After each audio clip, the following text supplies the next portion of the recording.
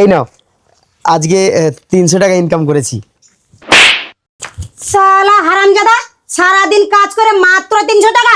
দূর হয়ে যা আমার বাড়ি থেকে।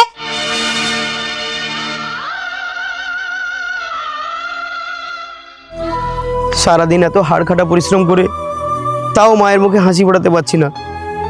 সত্যিই তো, এত কষ্ট করে সারাদিনে মোটে 300 টাকা ইনকাম, এতে সংসার চলবে কি করে? না, আজ থেকে আর কাজ ফাজ করবো না, এবার থেকে আমি ভিক্ষা করব। বৌদি, আজ 2 দিন ধরে কিছু খাইনি, এই পড়ে গিয়ে হাতটা ভেঙে গেছে, কিছু টাকা দাও না বৌদি। এই রে, আমার কাছে তো কোনো টাকা নেই। ঠাকুরপো, তোমার কাছে টাকা হবে? হ্যাঁ বৌদি, 500 টাকা হবে। দাও তো।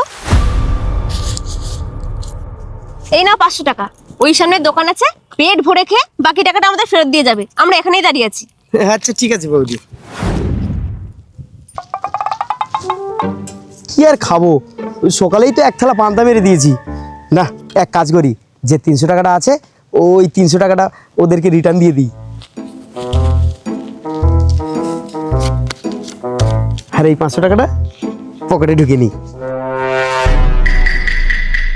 বৌদি, এই নাও 300 টাকা। এর মধ্যে তোমার খাওয়া হয়ে গেল?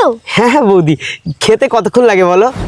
দেখেছো বৌদি, কারোর উপকার করলে নিজেরই উপকার হয়। কেন গো ঠাকুরপো? আরে বৌদি, ওটা ফ্লিপকার্ট থেকে অর্ডার করা নকল টাকা ছিল।